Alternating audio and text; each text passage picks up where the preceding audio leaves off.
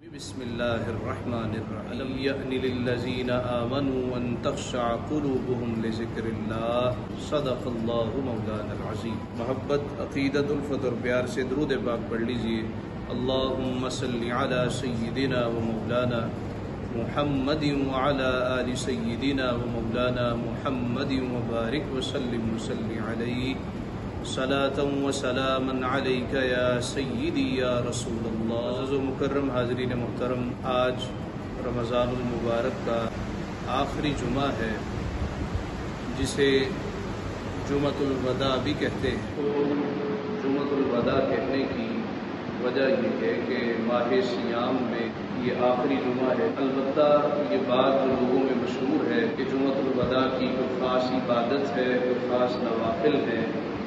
اس طرح کے بعض لوگوں میں مشہور ہے قضائے عمری کے حوالے سے کہ جس کی بہت سی نمازیں قضا ہوں، خواہ وہ 70 برس کی ہوں، اگر وہ رمضان کے آخری جمعہ کو 4 رکعت نماز نفل اس طرح پڑھتا ہے کہ ہر رکعت میں سورہ فاتحہ کے بعد 7 مرتبہ سورہ الکوثر یا 7 مرتبہ آیت الکرسی اور 15 مرتبہ سورۃ الکوثر پڑھتا ہے تو اس کی پچھلی ساری نمازیں معاف ہو جاتی ہیں. اور لوگ پھر عصر کے بعد اس کو پڑھتے ہیں جبکہ نفل پڑھنے کی اجازت نہیں ہے. ایسی کسی نماز کا شریعت میں کوئی تصور نہیں ہے، ایسے کسی نوافل کا شریعت میں کوئی تصور نہیں ہے. نماز فرض عبادت ہے اور اللہ تعالیٰ نے فرمایا ان الصلاۃ کانت علی المؤمنین کتابا موقوتا، یہ مومنوں پر وقت مقررہ پر فرض ہے. وقت گزر جائے تو نماز قضا ہے. اگر کسی نے جان بوجھ کے نماز کو چھوڑا تو پھر بھلے وہ لاکھ دفعہ قضا کرتا پھرے، وہ توبہ کے ساتھ ہی معاف ہو. ہاں، عذر کی وجہ سے نماز چھوٹ گئی، بہت بیمار ہے نماز نہیں پڑھ سکا، بے ہوش ہے نماز نہیں پڑھ سکا، یا وہ سویا رہ گیا، وہ میڈیسن کے زیر اثر تھا کہ نماز نہیں پڑھ سکا، اٹھا اس نے پھر اس کو قضا کر دی. اب وہ اللہ کی بارگاہ میں قضا کر کے عرض کرے گا مولا مجھ سے غلطی ہو گئی ہے تو شان کریمی سے درگزر کرو. اس کے علاوہ قضائے عمری پڑھنے کا یہ جو شارٹ کٹ ہم لوگوں نے بنا لیا ہے اور ہمارے معاشرے میں اس نے رواج پا لیا ہے، شریعت اسلامیہ میں اس کی کوئی اصل نہیں. جمعۃ الوداع کو اللہ کے حضور شکر بجا لانا چاہیے کہ مولا انہیں اس رمضان کا جو اکثر حصہ میں عطا فرمایا، ہم نے مقدور بر کوشش کی کہ تیری بندگی کر سکیں. کچھ لوگ ایسے بھی نظر آتے ہیں جو کہتے ہیں جی میں نے تو کچھ کیا ہی نہیں ہے، میں تو کچھ کر ہی نہیں سکا.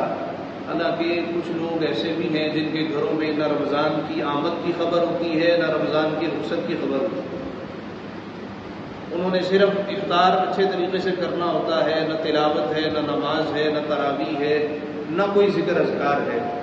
تو ان کے مقابلے میں اللہ کا لاکھ بار شکر ادا کرنا چاہیے. مولا تو نے ہمیں روزوں کی توفیق بخشی، تو نے ہمیں نمازوں کی توفیق بخشی ہے، مولا تو نے نماز تراویح تلاوت قرآن کی توفیق بخشی.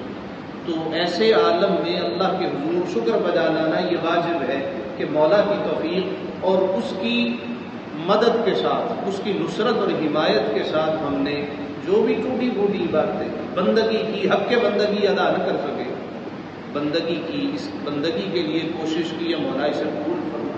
اس وجہ سے اس کو جمعۃ الوداع کہتے ہیں. آج کے جمعۃ الوداع کا ایک پیغام ہے اور وہ یہ اللہ رب العزت نے فرمایا کہ اب بھی وہ وقت نہیں آیا.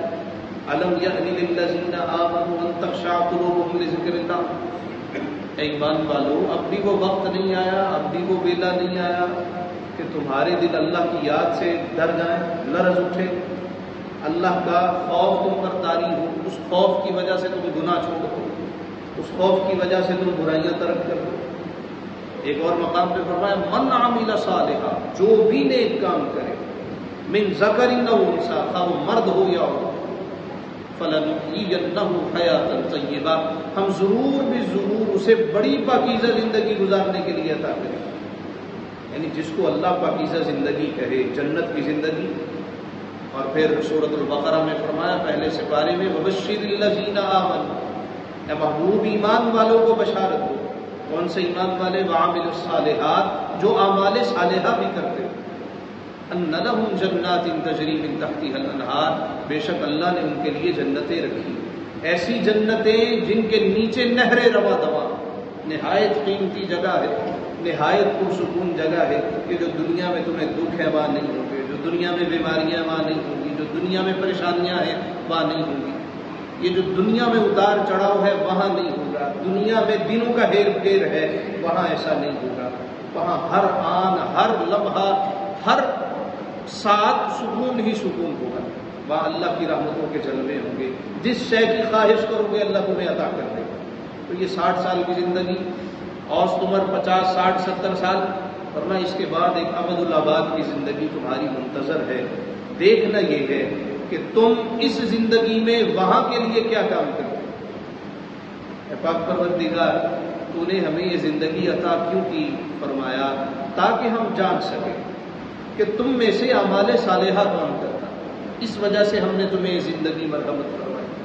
ہم میں سے بہت سے لوگ گفتگو سننے کے عادی ہوتے ہیں، بڑی اچھی تقریر فلاں مولانا صاحب کرتے ہیں، فلاں اسکالر ہیں، بڑی اچھی تقریر کرتے ہیں، ان کی گفتگو سنتے ہیں۔ آپ میں سے اکثر دوستوں نے کہا ہوگا آؤ جمعہ فلاں مسجد پڑھنے چلتے ہیں، کیوں؟ بڑی اچھی تقریر کرتے ہیں۔ اچھا، وہ جو اچھی تقریر ہے اس میں سے عمل کتنے فیصد پر ہوتا ہے؟ کچھ لوگوں کو علامہ ثاقب رضا مصطفی صاحب بڑے پسند ہیں، بڑی اچھی گفتگو۔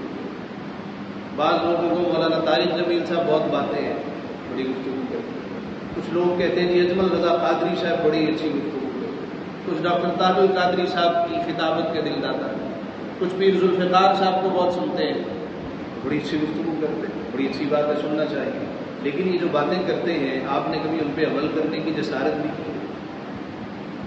ایک حدیث ہم میں سے اکثر لوگ سنتے ہیں، بیان کرتے ہیں کہ سرکار دو عالم صلی اللہ علیہ وسلم نے فرمایا ایک عورت تھی، بری عورت تھی، اس نے دیکھا کہ ایک کتا بھوک اور پیاس سے مل رہا ہے، اس نے دوپٹہ نکالا، اپنے موزے نکالے، جیسے جیسے کر کے اس نے کنویں میں سے پانی نکالا، اس کو پلایا، اللہ کو اس کا عمل محبوب لگا، اس کو اعمال صالحہ کی پھر توفیق دی، ایمان لائی، اور پھر اللہ نے جنت عطا کی۔ ہم میں سے اکثر لوگوں نے حدیث سنی ہے کہ نہیں سنی؟ بولیے سنی ہے، لیکن اس حدیث پر بھی ہم عمل نہیں کرتے۔ یعنی وہ حدیث جو معاشرے کے 60% لوگوں نے سن رکھی ہے، 70% لوگوں نے سن رکھی ہے۔ گاڑیاں گزرتی ہیں، کوئی زخمی کتا بھی ہونا اس کے اوپر سے گاڑیاں گزارتے ہیں، چیز کھڑے ہو جاتے ہیں۔ کسی نے کبھی یہ جسارت نہیں کی، کوشش نہیں کی کہ بھئی ہم کو سوٹی لے لیں، ہم کو ایسا پکڑ لیں اس کو سائڈ پہ کر دیں۔ حدیث سب کو معلوم ہے، لیکن عمل کتنے لوگ کرتے نہیں کرتے۔ گفتگو سننے کے دل دادا ہے کہ بھئی یہ جو حضرت صاحب ہیں، یہ جو اسکالر ہیں، ان کے الفاظ کی بنت بڑی اچھی ہے، یہ اقبال کے شعر بھی کوٹ کرتے ہیں، غالب بھی پڑھتے ہیں، اور عصر حاضر کے مسائل سے واقف بھی ہیں، لہٰذا ان کی گفتگو سنی جائے۔ تو کیا گفتگو سننا ہی مقصود رہ گیا ہے؟ صبح بھی درس ہو، دوپہر میں بھی درس ہو، شام میں بھی درس ہو، پھر سوشل میڈیا پہ ہم اکثر وقت گزارتے ہیں، ہماری عبادات یہ سوشل میڈیا کا گیا، اور اس پہ ہم سنتے کیا ہیں کہ جتنے بھی ایسے مسائل جس میں آپسی اختلاف ہو ایسے سنتے ہیں۔ یعنی ہمیں وہ صاحب باتیں ہیں جو کہ تراویح تو نماز ہے ہی کوئی، ہمیں بڑے پسند ہیں، ہم ان کی گفتگو شیئر کرتے ہیں، اور 4-5 لوگوں کو جو کہ اس خیال کے ہوں، ہم خیال لوگوں کی گفتگو پھر آگے بیان کی جاتی ہے، آگے شیئر کی جاتی ہے۔ اور ہمیں وہ بندہ زیادہ پسند ہے جو کہ 20 رکعت تو ہے ہی کوئی نہیں، سرکار نے پڑھے کوئی نہیں، ہمیں بڑا پسند ہے۔ ہمیں وہ پسند آتا ہے جو کہتا ہے 4 ہوتی ہیں، اس سے بھی زیادہ وہ بات ہے جو کہتا ہے ہوتی نہیں ہے، اس سے بھی زیادہ پسند وہ ہے جو کہتا ہے سرکار نے کبھی تراویح کی طرف تو توجہ ہی نہیں فرمائی، بلکہ کل کلا کر تو کہہ دے کہ سرکار نے تو کبھی تلاوت قرآن کی طرف بھی توجہ نہیں، تو ہمیں وہ اور زیادہ پسند آئے گا۔ ہم کہیں گے سنیں تو صحیح، یہ کہتا کیا؟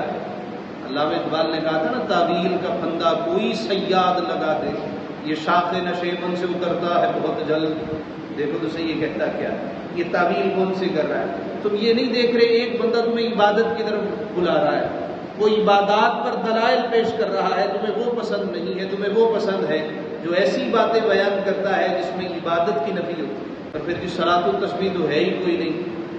کبھی کسی نے نہیں کہا کہ بھئی یہ جو مل بیٹھ کے ہم تاش کھیلتے ہیں، یہ چائے کے اڈوں پہ جا کے لوڈو کے گیم لگتے ہیں، کیا یہ جائز ہے؟ مجھ سے کبھی کسی نے یہ سوال نہیں کیا۔ مجھ سے جب بھی سوال ہوا ہے، یہ سوال ہوا ہے کہ مفتی صاحب یہ بتائیے گا یہ صلاۃ و تسبیح جائز ہے؟ اسی طرح یہ خواتین کا مسجد میں آنا جائز ہے؟ میں نے کہا آپ کی خواتین بازاروں میں گھومتی ہیں، عید کی شاپنگ چل رہی ہے، آپ نے کبھی یہ نہیں کہا ہماری بیویاں بازاروں میں جائیں، کیا یہ جائز ہے؟ آپ نے پوچھا ہے کیا؟ مسجد میں آنا ان کے لیے جائز ہے؟ یہ سوال ہوتے ہیں۔ تو اس سے ہم اپنی ترجیحات کا اندازہ کر سکتے ہیں کہ ہماری ترجیحات عبادات نہیں ہے، مولا کی بندگی نہیں ہے۔ ہماری ترجیحات یہ ہیں ہمیں کو بندگی سے دور کرے، ہماری ترجیحات یہ ہیں ہمیں کو عمل سے غافل کرے۔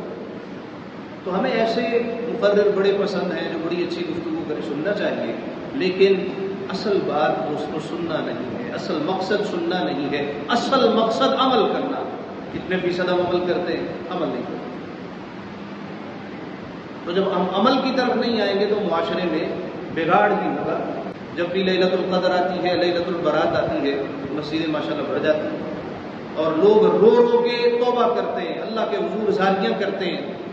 ہونا تو چاہیے کہ رات گزری ہے، اگلے روز پاکستان میں 50% کرپشن ختم ہو جائے۔ کیا ختم ہوتی ہے؟ نہیں۔ لوگ حج پہ جاتے ہیں، عمرہ کر کے آتے ہیں، پہلی نظر کعبے پہ پڑے تو بے اختیار آنسو بہتے ہیں، آخری نظر روضہ رسول پہ پڑے تو دل پگھل جاتا ہے، رو رو کے سرکار کی بارگاہ میں استغاثہ پیش کرتے ہیں، یا رسول اللہ میں اپنی جان پہ ظلم کر بیٹھا۔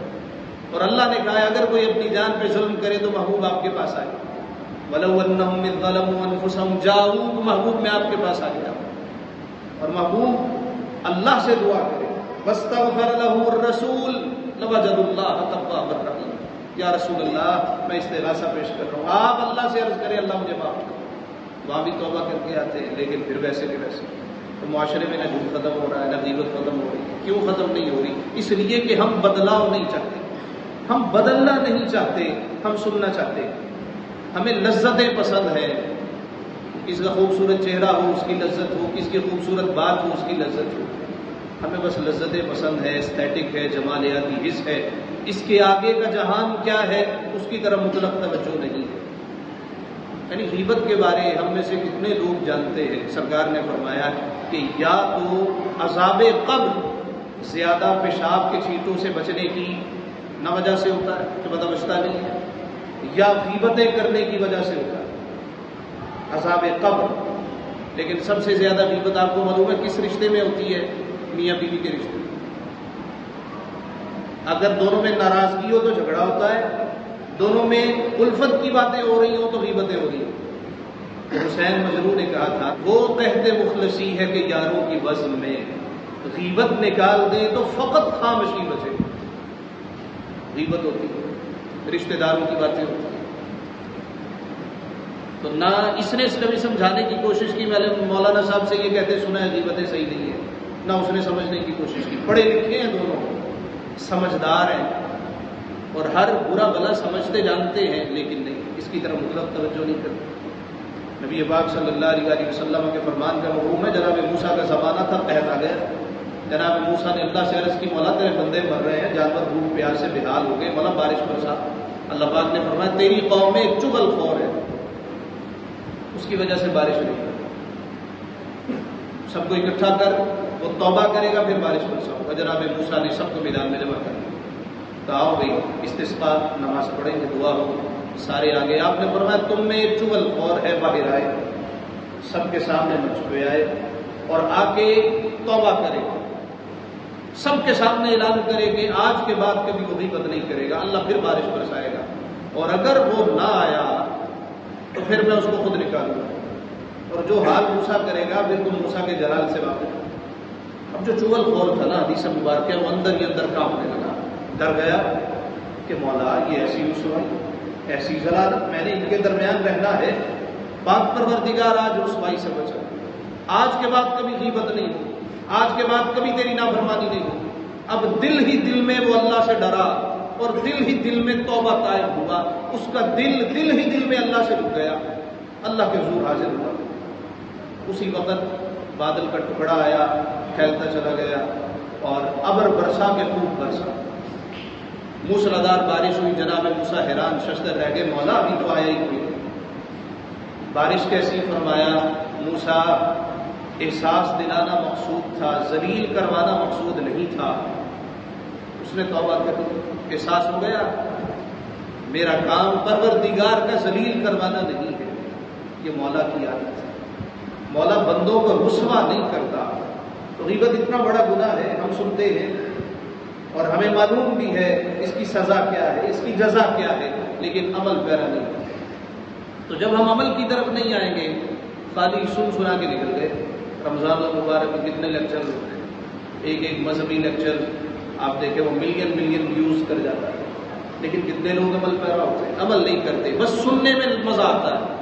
فلاں مولانا صاحب کو سننے کے لیے چلتے ہیں، کیوں؟ بڑی لچھے دار گفتگو کرتے ہیں، بڑی عجیب تقریر کرتے ہیں، بڑے شعر ہوتے ہیں، سر ہوتا ہے، تال ہوتا ہے، اور رلا دیتے ہیں. وقتی طور پہ آنسو بھی نکلتے ہیں. کیا تم پہ اثر ہوتا ہے؟ تم پہ اثر نہیں ہوتا تو سارا وہ نالی میں گیا. وہ ایک صاحب ایک تقریر سننے کے لیے چلے گئے، تو حضرت صاحب فقہی مسئلہ بیان کر رہے تھے. انہوں نے کہا پہلے زمانے میں واش روم نہیں گھروں میں ہوتے تھے، لوگ جایا کرتے تھے باہر. انہوں نے فرمایا پتھریلی زمین پہ پیشاب نہ کیا، اس لیے کہ چھینٹے اڑتے ہیں، کپڑے بھی پلید ہوتے ہیں، جسم بھی پلید ہوتا ہے، لہٰذا ریتلی زمین پہ پیشاب کیا. صاحب سن کے چلے گئے. راستے میں انہوں نے تھوڑی سی ریت اٹھائی. پیشاب کرنا ہوتا تو ریت پہ پیشاب کرتے، بچھاتے اس پہ پیشاب کرتے، آگے سے نہیں ریت اٹھا لیتے. اگلے روز وہ صاحب جو ان کو لے کے گئے تھے وہ کہنے لگے آؤ پھر آج مولانا صاحب کی تقریر ہے. کہنے لگا جو پہلی بات کہی تھی میں اس پہ تو عمل کروں، میرے لیے تو وہی مشکل ہوا پڑا، تو ایک بات پہ عمل کروں تو پھر آگے چلوں. ہم کتنی باتیں سنتے ہیں لیکن ان میں سے عمل کتنے پر ہوتا ہے؟ حضرت علامہ حافظ خادم حسین رضوی صاحب رحمۃ اللہ تعالیٰ علیہ ایک مرتبہ دوران گفتگو فرما رہے تھے. کہنے لگے میں گھر گیا، یہ عوام برادری سے تعلق رکھتے، اٹک کے رہنے والے تھے. غالباً عصر کا وقت تھا، اذان ہوئی نا تو میری اماں جی مصلی بچھا کے نماز شروع کر بیٹھے. نماز پڑھی تو مجھے کہنے لگے پتر کو نماز نہیں پڑھی. میں کہا اماں جی پڑھ لینا، کیونکہ میں عالم تھا، مجھے پتا تھا کہ بھی وقت کم از کم گھنٹہ سوا گھنٹہ تو ہوتا ہے. میں نے کہا اماں جی پڑھ لینا. تو پھر کتاب کھول کے مصروف ہو گیا. 10-15 منٹ بعد ماں جی کہنے لگی پتر تو نماز نہیں پڑھی. میں کہا اماں جی پڑھ لینا. 10-15 منٹ گزرے، پھر ماں جی کہنے لگی پتر تو نماز کیوں نہیں پڑھی. میں کہا اماں جی یہ دسو کہ عالم میں کہ تسی ہو، پڑھیا میں دین کے تسی پڑھیا. کہنے لگی پڑھیا تو ہی ہاں، لیکن ایک گل میں جانتی ہاں ہوئے کہ ویلے دیا نمازاں تے کہ ویلے دیا ٹکراں. سادہ سی بات، سادہ سی خاتون تھی، اس نے سادہ سی بات کی. نماز وہی ہے جو وقت پہ ادا ہے، بات وہی ہے جو وقت پر ہوتا ہے. بعد میں یاد آئے تو وہ گھونسا پھر اپنے ہی منہ پہ مارا جاتا ہے. بعد میں یاد آیا تو کیا آیا؟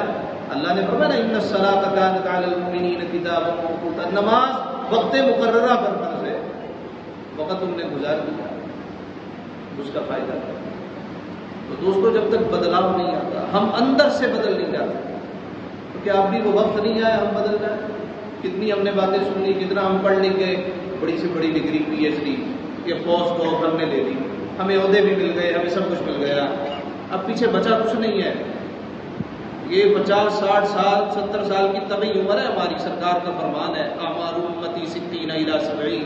میری امت کی عمریں 60 سے 70 کے درمیان ہے، اور جو ایکسیڈ کر جائے بڑھ جائے اللہ کا احسان ہے. لوگ پہلے بھی چلے جاتے. 25 سال کے بچوں کو ہارٹ اٹیک نہیں ہوتا. لوگ پہلی سبھی قسم کی ڈیزیز میں دنیا سے نہیں رخصت ہو جاتے، چلے جاتے.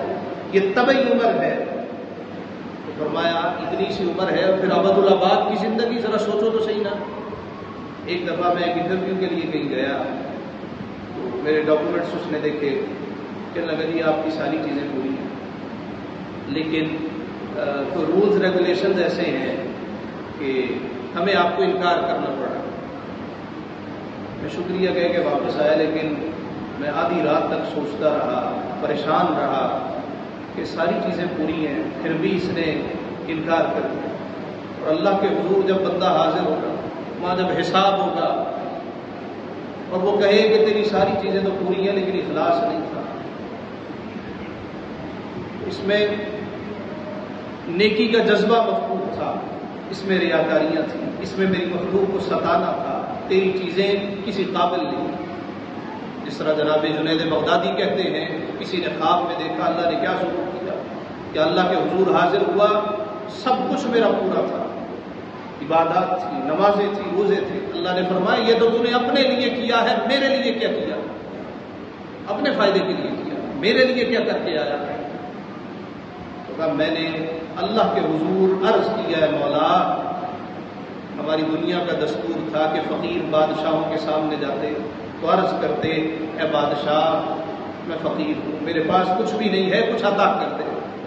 مولا میں تو فقیر بن کے تیری بارگاہ میں آیا، تو ہی عطا کرنے والا، میرے پلے کچھ بھی نہیں ہے۔ فرمایا اتنا اچھا ادب لے کے آیا ہے، جا اسی کے صدقے میں تجھے جنت عطا کر رہا ہوں۔ اب ہمیں بدلنا چاہیے۔ بڑی باتیں ہو گئی، بڑی گفتگو ہو گئی، بڑی تعلیم ہم نے حاصل کر لی اور بڑی ڈگریاں ہم نے اکٹھی کر لی، اتنے پلندے ہیں ہمارے پاس، بہت کچھ حاصل کر لیا، اب اس کے لیے بھی کچھ کیا جائے۔ اب جب لوگ کہتے ہیں نا جی سفر پہ جانا ہے، تقریر پہ دور جانا ہے، تو 3 دفعہ سوچتے ہیں کہ اب وہ سفر نہیں ہوتا، اب کمر میں درد ہوتی ہے، تکلیف ہوتی ہے، اب ہمیں بدل جانا چاہیے۔ لوگ کہتے ہیں اب آپ اٹھتے وقت پہلے ہاتھ زمین پہ رکھتے ہیں، ٹیک لگا کے اٹھتے ہیں، کمزوری ہوتی ہے، اب ہم سے زمین پہ بیٹھا نہیں جاتا، کرسیوں پہ آ گئے، چوکڑی مار کے بیٹھے تو پاؤں سن ہو جاتے ہیں، اب وہ صحتیں پہلی جیسی نہیں رہی، اب ہمیں بدل جانا چاہیے۔ یہ ہماری داڑھی کے بال سفید ہو گئے، سر پہ گنج آ گیا، یہ علامت ہے کہ اب اس سفید بال نے سیاہ نہیں ہونا، اب ہمیں بدل جانا چاہیے۔ کتنے لوگ جو پچھلے سال ہمارے درمیان تھے، اس سال نہیں، ہمارے کولیگز، ہمارے اساتذہ، اب ہمیں بدل جانا چاہیے۔ رونا آتا ہے جب ہم یہ سنتے ہیں ہمارا فلاں کلاس فیلو نہیں رہا، ہمارا فلاں ساتھی دنیا میں نہیں رہا، اب ہمیں بدل جانا چاہیے، اس لیے کہ آگے بچا کچھ نہیں ہے، اللہ کے حضور حاضر ہونا ہے۔ اس کے حضور حاضر ہونے کے لیے ہم نے کیا تیاری کی ہے؟ کبھی از خود شیشے میں اپنے آپ سے اپنا انٹرویو کیجیے، فلاں جگہ سے کمایا، فلاں جگہ پہ خرچ کیا، کیا جو کمایا وہ صحیح تھا، جہاں پہ لگایا وہ درست ہے؟ ہم نے فلاں سے زیادتی کی جب ہمارے پاس عہدہ تھا، جب ہمارے پاس کرسی تھی، تو جب اللہ کے حضور سب سے بڑی کرسی جس پہ وہ براجمان ہوگا، جیسے اس کی شان ہے، ہم حاضر ہوں گے، جیسے ہم نے کیا اگر ویسے ہی وہ کرنا شروع کر دیں تو کیا ہم بچ پائیں گے؟ اللہ کہتا ہے مبشر الذین آمنوا وعملوا الصالحات، بشارت ہو ایمان والوں کو اور اعمال صالحہ کرنے والوں۔ دوستو یہ عہدے یہیں پہ رہ جانا ہے، یہ سب کچھ یہاں پہ رہ جانا ہے، کچھ بھی ساتھ نہیں جانا ہے، خالی ہاتھ آئے تھے، خالی ہاتھ جانا ہے۔ اور یہ خواب نہیں سنا رہا، کہانیاں نہیں سنا رہا، حقیقتیں بیان کر رہا ہوں جو روزانہ آنکھوں کے سامنے ہوتی ہیں۔ جن بچوں کی خاطر یہ صبح سے شام تک ہم گناہ کماتے ہیں، انہوں نے غسل تک نہیں دینا، انہوں نے کہنا کہ مولوی صاحب لب دو جڑا غسل دے دے دے، انہوں نے کہنا کہ بچے کرائے میں مل جائیں گے، ہم نے والد صاحب کے سال ثواب کے لیے قرآن پڑھانا ہے۔ وہ بچے جن کو ہم نے بیکن ہاؤس میں ڈالا، وہ بچے جن کو ہم نے اعلیٰ سے اعلیٰ سکول میں ڈالا، ہم نے لمز یونیورسٹی سے پڑھایا، ہم نے آکسفورڈ بھجوایا، کیمبرج بھجوایا، یہ وہ بچے ہیں جن کی خاطر ہم نے سب کچھ کیا۔ یہ نہیں کہتا نہیں کرنا چاہیے، لیکن بچوں کے دل میں خوف خدا بھی تو ڈالنا چاہیے۔ حضرت میاں صاحب نے کہا تھا کہ جنہ پیچھے تو پاپ کمائے، اج پیچھے کتنے نے تیرے کر دے، اور کہا اے بندے ہڈیاں کمن تے ہن گوڈے کھڑکن تے اڑ گیا لک تیرا، اجے بھی بدیوں باز نہ آوے جیو مرد دلیرا۔ اب یہ جو کانپ کی ہڈیاں ہیں نا، یہ سیدھی نہیں ہوں گی، یہ جو راشا تاری ہو گیا یہ اب سیدھا نہیں ہوگا۔ یہ سفید بال رنگ سے تو سیاہ کر سکتے ہو مگر فطرتاً قدرتاً سیاہ نہیں ہوں گے۔ اب اللہ کے حضور ہی حاضر ہوگا، اس سے پہلے کہ وہ 4 لوگوں سے اٹھا کے لے کے آؤ، 2 پاؤں پہ سلامت چل کے آؤ، اس سے پہلے وہ کہے چہرہ چھپا کے لاؤ، چہرہ کھلا ہے، اللہ کے حضور حاضر ہے۔ جناب عبداللہ بن بسر حضور کی خدمت میں حاضر ہوئے، یا رسول اللہ صلی اللہ علیہ وسلم، جانے پھر ملاقات ہوتی ہے کہ نہیں؟ بڑی دور سے آیا ہوں، مجھے کو نصیحت کیجیے۔ اب لوگ آتے ہیں دعا کریں کام چل پڑے، دعا کریں فلاں عہدہ مل جائے۔ حضرت سلطان باہو رحمۃ اللہ تعالی علیہ نے کہا تھا جڑا آوے طالب زردہ ہوں تے کوئی نہ طالب رب دا ہوں، کوئی ہے جو رب کا طالب ہوتا ہے، ساری سر کے طالب چلے آتے۔ تو جناب عبداللہ بن بسر کہتے ہیں سنے جانے پھر ملاقات ہوتی ہے کہ نہیں؟ مجھے تو نصیحت کر دیجیے، تو وصیت فرمائیے۔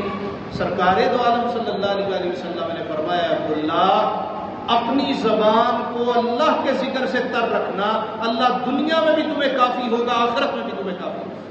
اور اللہ کا ذکر کیا ہے؟ حضرت مجدد الفسانی شیخ احمد سرہندی، جن کے بارے حضرت اقبال نے کہا حاضر ہوا میں شیخ مجدد کی لحد پر، وہ خاک کے ہے زیر فلک مطلع انوار خبردار گردن نہ جھکی جس کی جہانگیر کے آگے، جس کے نفس گرم سے ہے گرمی احرار، وہ ہند میں سرمایہ ملت کا نگہباں اللہ نے بر وقت کیا جس کو خبردار۔ یہ مجدد الفسانی شیخ احمد سرہندی کہتے ہیں میں تمہیں بتاؤں اللہ کا ذکر کیا ہے؟ یہ ارشاد فرمایا قرآن کی تلاوت کرنا یہ اللہ کا ذکر ہے۔ جب بندہ کثرت سے قرآن کی تلاوت کرتا ہے مطلب یہ ہے وہ اللہ کو یاد کر رہا ہوتا ہے، اور جب بندہ اللہ کو یاد کر رہا ہوتا ہے اس کا وعدہ ہے فاذکرونی اذکرکم، بندے تم مجھے یاد کر میں تجھے یاد کیا کروں۔ اللہ رب العزت ہمیں توفیق عمل عطا۔ وآخر دعوانا ان الحمد للہ۔